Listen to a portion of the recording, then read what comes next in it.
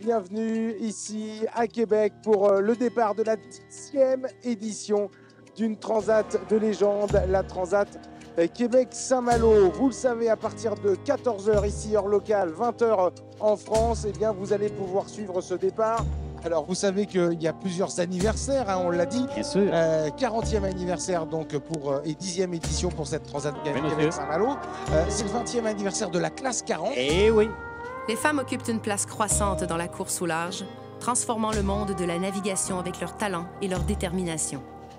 Dans cet épisode, nous mettons en lumière Amélie Grassi, une pionnière qui inspire par son courage et son expertise à l'aube du départ de la Transat Québec-Saint-Malo.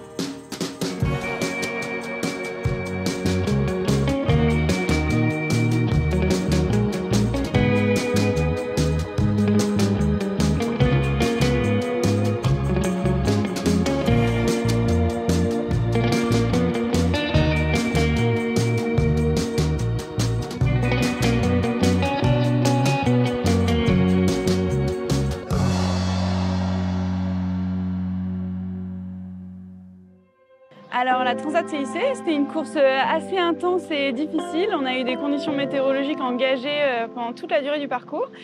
Ça s'est assez bien passé. J'ai passé la première semaine au contact du groupe de tête de la course et c'était hyper stimulant.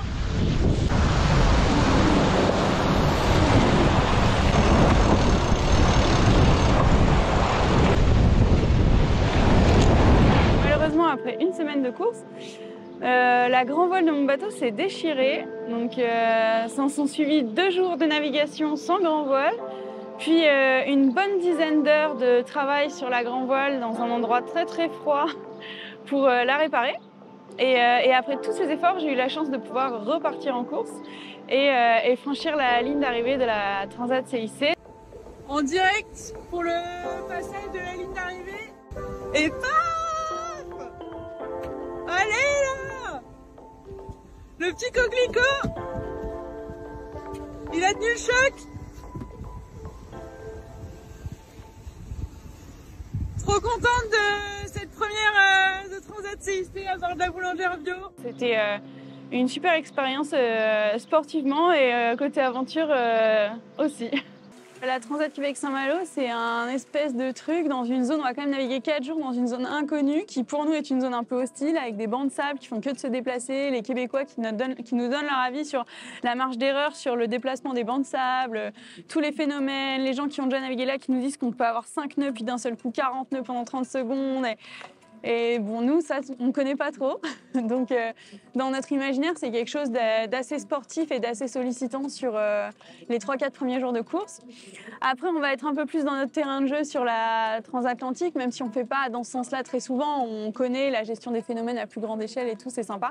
Et puis, on va revenir à un terrain de jeu qu'on connaît en Manche, avec les courants et les cailloux qu'on connaît par cœur. Donc, moi, ça me semble être un espèce de monument très, très exigeant. Après, c'est sûr qu'il y a ce côté plus rassurant de partir en équipage et pas en solitaire. Mais je pense heureusement qu'on est 4 parce que c'est bien ce qu'il va falloir comme compétences et matières grises pour essayer de gérer tous les paramètres de l'épreuve. Regardez, il commence à vanter vraiment beaucoup. Hein? Ah oui, là, il y a des vraies rafales. Et on nous prévoit des rafales à 30 nœuds. Ça, c'est quand même un peu intéressant. On va voir des bateaux qui vont se la payer dur. C'est vrai que cette petite rafale, elle a un peu surpris tout le monde. Maintenant, dans environ 20 minutes, oui, eh bien, aura lieu le départ donc, de la Transat Québec-Saint-Malo. Eh bien, nous sommes concentrés. C'est un peu particulier parce que la météo va être très, très instable sur les premières 48 heures, puis beaucoup sur la zone de départ et les premières 24 heures. Donc bon, on tourne quelques routages, mais on a l'impression qu'il va falloir surtout regarder autour de nous. Essayer de faire du petit bateau avec un gros bateau, c'est-à-dire changer souvent de voile, observer autour de nous les nuages, les rotations de vent, tout ce qu'on peut.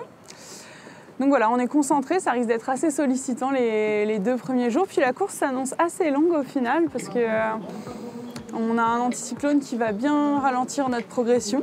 Donc quand on voit qu'il y a 8 ans, les premiers sont arrivés en 11 jours, on pouvait se projeter à peu près sur ça, voire mieux. Et en fait, on risque de mettre 2-3 jours de plus. Donc voilà, le scénario il est assez imprévisible, mais on a essayé d'étudier un peu tous les schémas possibles et d'être souple sur les appuis pour s'adapter aux situations qui vont se présenter, quoi. Ben voilà, c'est le temps qui est en train de changer complètement avec de la pluie, du vent.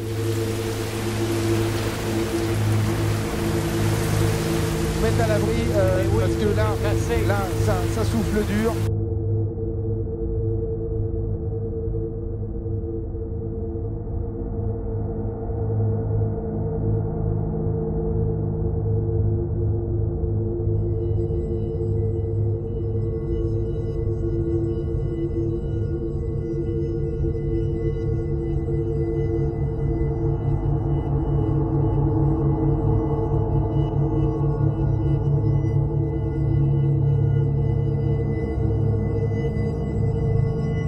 Ça va être juste magique.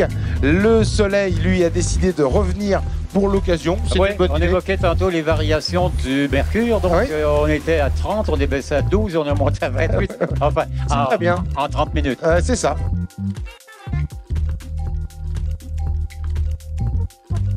On m'apprend immédiatement que le comité de course a pris une décision de reporter le départ. Donc, à cause de l'orage, ils ont décalé de 10 minutes. Donc, le départ va se donner dans 10 minutes. Dans 2 minutes.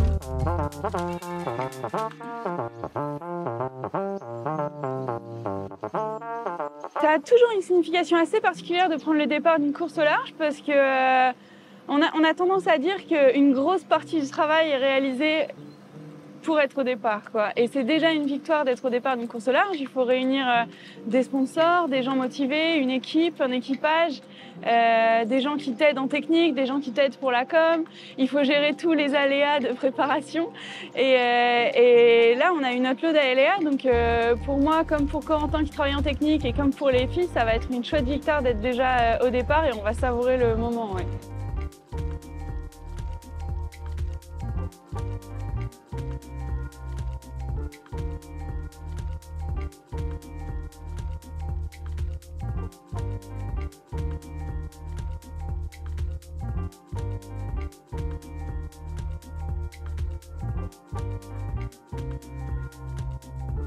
Moi, je suis très contente et très fière parce qu'on a un équipage 100% féminin.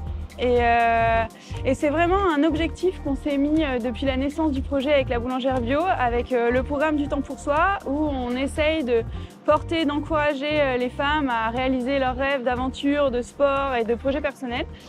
Et donc, on n'a pas trahi notre fil rouge et on sera au départ de la Québec-Saint-Malo avec 4 femmes à bord. 4 femmes très compétitrices et du coup on espère et on est capable d'aller chercher de la performance dans cette configuration et c'est très chouette comme message à renvoyer à toutes les femmes qui vont pouvoir nous suivre.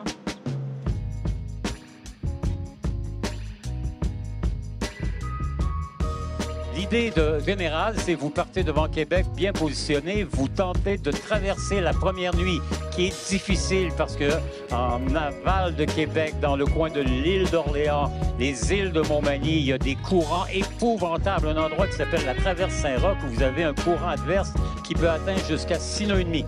Ces bateaux-là, ils vont débouler à 14, 15, 16, 17, 18 nœuds. 18 nœuds en bateau, c'est comme vous étiez sur l'autoroute à 250 km.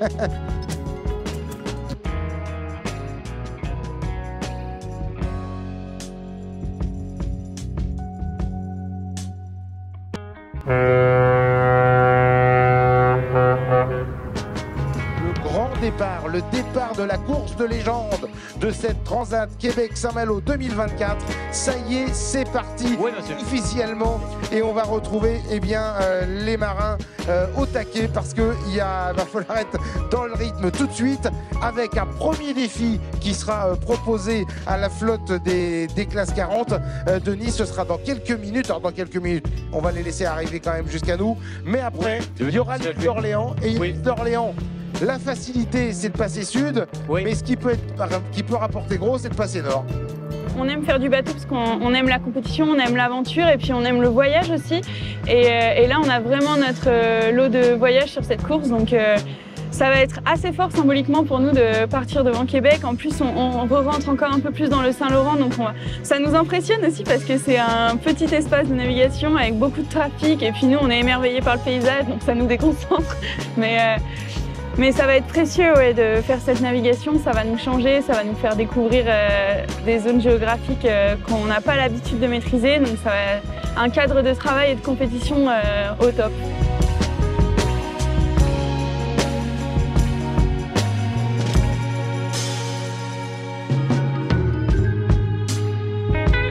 Quatrième jour de course à bord du classe 40 la Boulangère Bio. On essaye de s'extirper du golfe du Saint-Laurent. On n'a pas donné beaucoup de nouvelles parce que déjà sortir du Saint-Laurent ça a été bien intense. On n'a pas arrêté de bosser, c'était pas facile de trouver du temps pour manger et pour dormir, mais bon on est accroché avec le paquet de tête donc on est contente d'avoir bien travaillé jusqu'ici. Et là il y a Marie qui régule. On est dessus. Pas beaucoup de vent. C'est exigeant. Très exigeant. C'est dans le détail. Allez, bonne journée. Déjeuner du jour. Toujours un peu périlleux de transférer l'eau bouillante. Bon, peut-être peu, mais le bateau, il bouge beaucoup. Bon appétit. Ces 2 jours qu'on était étonnés avec les filles de ne pas voir sur l'ordinateur les bateaux qu'on croisait sur l'eau. Et donc, pour avoir mené notre petite enquête, on vient de se rendre compte que tout simplement, l'antenne de réception émission VHF et AIS qui est perchée tout en haut du mât à 18 mètres, et ben elle s'est arrachée, elle est plus là.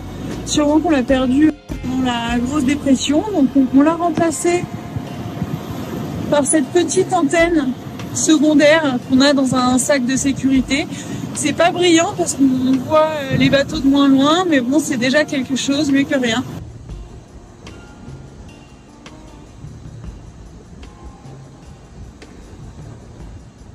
Alors la voile, c'est un milieu très accueillant pour les femmes, mais ça reste quand même compliqué pour une femme de s'imaginer navigatrice. Je pense que ça part de toute petite. Quand je suivais la course au large, c'était pas si simple de s'identifier, puisqu'il y avait quand même plutôt plein de grands monsieur sur les posters et pas beaucoup de femmes pour nous inspirer, même si j'ai eu la chance de suivre les aventures d'Hélène MacArthur, par exemple, ou de Sam Davis. Mais voilà, plus il y aura de femmes à en faire, et plus ça va aussi aider d'autres femmes à se projeter. Et ensuite, c'est vrai que c'est un rythme de vie personnelle qui est assez particulier. Ça fait de voyager, de faire du sport, d'être au large, de faire quelque chose de risqué. Et on sent que c'est encore quelque chose qui bouscule un petit peu les esprits. Souvent, on me demande comment je fais une si petite femme pour gérer le bateau toute seule. Mais en fait, la voile, c'est un sport mécanique. Et même un grand gaillard, il n'a pas assez de force pour manager les voiles avec juste ses mains. Donc il y a plein de dispositifs mécaniques pour nous aider et c'est vraiment un sport idéal pour le pratiquer en mixité. Donc voilà, on a encore un peu du mal à se projeter. Je sens que les gens ont encore un peu du mal à se projeter, mais le milieu est très accueillant. En ce moment, ça change vite et j'espère que bientôt, il y aura plus de femmes qui vont accueillir la voile.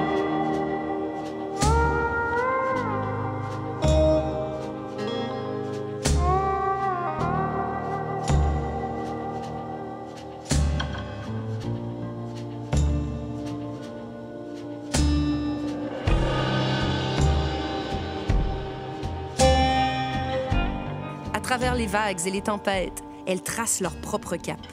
Les navigatrices, ces femmes audacieuses qui brisent les vagues et les barrières, nous montrent que la mer n'a pas de genre. Chaque jour, elles ouvrent la voie à de nouveaux horizons, nous inspirant à rêver plus grand, à aller plus loin.